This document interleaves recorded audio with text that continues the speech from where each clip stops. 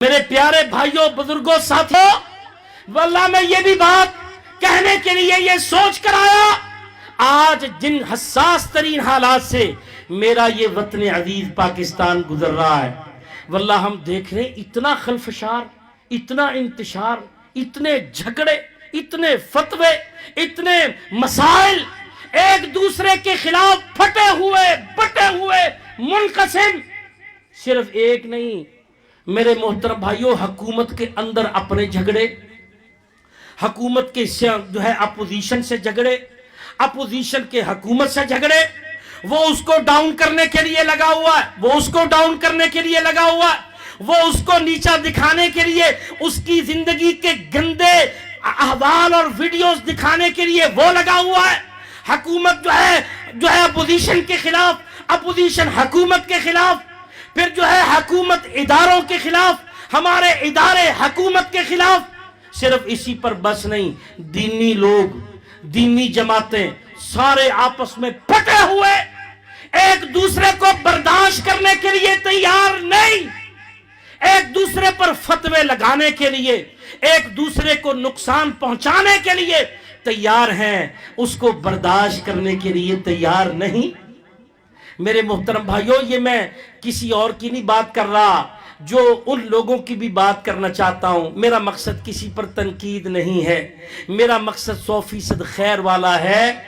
میں باقی لوگوں کی ساری باتیں بعد میں، جو ہمارے اہل الحدیث، جو ہمارے اہل السنہ، یہ اس میں سے یزیدی ہے، یہ اس میں حسینی ہے، سوشل میڈیا پر اس طرح کے اختلافات اور ایسے جھگڑے اور اس طرح کی ساری وہ چغلیاں، وہ غیبتیں ایک دوسرے کو برداشت کرنے کے لیے تیار نہیں۔ اللہ کے بندو، تم تو اہل الحدیث، اہل الحدیث کون لوگ ہیں؟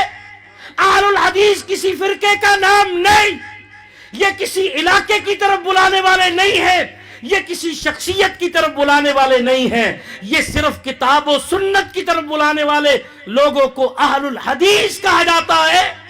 اہل الحدیث کی پہچان کیا ہے؟ کہ وہ ہمیشہ کتاب و سنت پر قائم ہوتے ہیں۔ اہل حدیث کی پہچان کیا ہے؟ وہ سب سے زیادہ حوصلے والے، سب سے زیادہ برداشت والے، سب سے زیادہ تحمل والے، سب سے زیادہ بردباری والے۔ کیوں؟ اس لیے کہ وہ حق پر ہیں۔ حق پر لوگ جو ہوتے ہیں وہ تو پریشان نہیں ہوتے میرے بھائی، پریشان تو سارے وہ لوگ ہوتے ہیں جو حق پر نہ ہو، جن کے پاس دلیل کی قوت نہ ہو۔ پریشان سارے وہ ہوتے ہیں جن کے پاس دلیل کی قوت، جو اہل الحدیث، جو اہل السنہ، وہ سب سے زیادہ حوصلوں والے، سب سے زیادہ برداشت والے، سب سے زیادہ صلح جو، سب سے زیادہ صبر کرنے والے، سب سے زیادہ عظیم الشان بات کرنے والے، ہر موقع پر نبی کی دعوت کی طرف بلانے والے، یہ اہل الحدیث۔ کیا میں آپ کو نبی کی یہ حدیث نہ سناؤں؟ کیونکہ میرے محترم بھائیوں، ہمارے اہل الحدیث میں بھی آج کتنی ماشاءاللہ جماعتیں بن گئی، کہنے کی ضرورت نہیں ہے جی، ہم بھی، وہ بھی، یہ بھی، وہ بھی۔ یاد رکھیے، ہم سب سے پہلے اہل الحدیث اور اہل السنہ ہیں، بعد میں ساری شناختیں، یہ ساری بعد میں ہے۔ اہل الحدیث اور اہل السنہ یہ وہ لوگ ہیں جو نبی سے سچی محبت کرنے والے، کتاب و سنت کے مطابق اپنی ساری زندگی بسر کرنے والے، وہ اہل الحدیث اور اہل السنہ۔ باقی ساری جماعتیں، شناختیں ساری بعد میں۔ میں سناؤں آپ کو اللہ کے رسول کی حدیث، بلکہ آپ کی وساطت سے پوری 22 کروڑ یہ عوام پاکستان، ساری حکومت، سارے ادارے، ساری جماعتیں، سب لوگ ہمیں جانتے ہیں، مجھے جانتے ہیں، ہم پاکستان میں ہمارا نام معروف ہے۔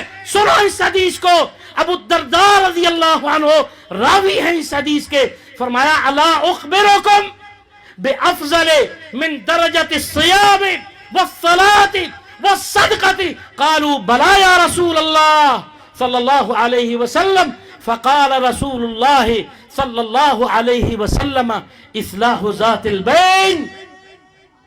فرمایا اپنے صحابہ سے، اے میرے صحابہ، کیا میں تم کو وہ عمل نہ بتاؤں، الا اخبرکم، خبر نہ دوں بِأَفْضَلِ جو درجے کے اعتبار سے بہتر ہو، بِأَفْضَلِ مِن دَرَجَةِ الصِّيَامِ روزوں سے بڑھ کر، وَالصَّلَاةِ اور نمازوں سے بڑھ کر، وَالصَّدْقَةِ اور صدقہ دینے سے بڑھ کر۔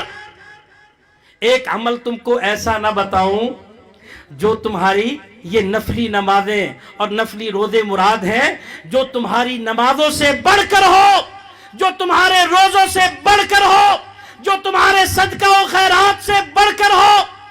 تو صحابہ کہنے لگے قالوا بلا یا رسول اللہ صلی اللہ علیہ وسلم، کہنے لگے اللہ کے رسول کیوں نہیں؟